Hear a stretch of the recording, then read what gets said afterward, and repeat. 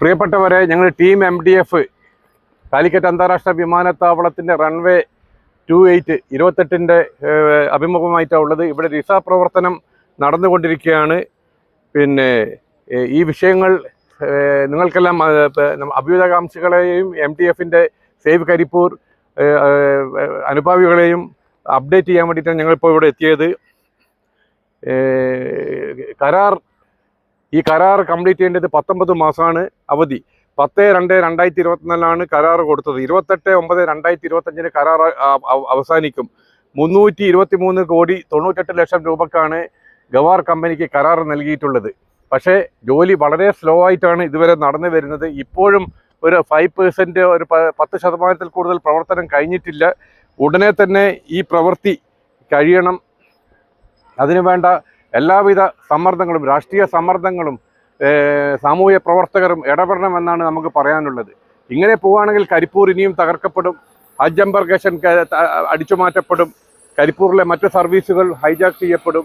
അതിനൊന്നും അനുവദിച്ചുകൂടാ. അതുകൊണ്ട് എത്രയും വേഗത്തിൽ ദിശാപ്രവർത്തനം വളരെ റോക്കറ്റിൻ്റെ വേഗതയിൽ തന്നെ തീരണം. ഈ അവധി, ഇതിൻ്റെ കാലാവധി 28/9/2025 മുമ്പ് തീർക്കാനുള്ള നടപടി ഉണ്ടാവണമെന്നാണ് നമുക്ക് പറയാനുള്ളത്. വൈറ്റ് ബോഡി സർവീസ് പെട്ടെന്ന് തന്നെ റീഇൻസ്റ്റേറ്റും ചെയ്യണം. White body service Saudi airlines, Emirates അടക്കമുള്ള വൈറ്റ് ബോഡി സർവീസ് പെട്ടെന്ന് തന്നെ റീഇൻസ്റ്റേറ്റ് ചെയ്യണം. ഈ പ്രവർത്തനം ഇങ്ങനെ മന്ദഗതിയിലാണെങ്കിൽ അതിനെല്ലാം ബാധിക്കും. കരിപ്പൂരിൻ്റെ നിലനിൽപ്പിനെ തന്നെ ബാധിക്കും.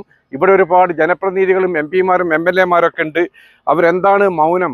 MDF വളരെ മാസങ്ങളോളമായി ഇതിനുവേണ്ടി ശക്തമായി പ്രതികരിച്ചു വരുന്നു. പക്ഷേ ഇവിടുത്തെ ജനപ്രതിനിധികൾ കഴിഞ്ഞ ദിവസം ഡൽഹിയിൽ ഒരു വാർത്താ സമ്മേളനം നടത്തി ഉണർന്നതായി കണ്ടു. പിന്നെ അവരെ കാണാനില്ല.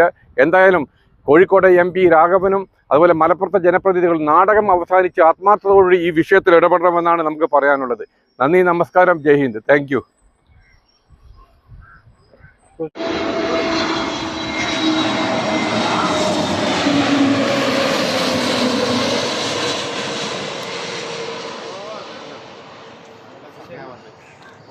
കിട്ടിയോ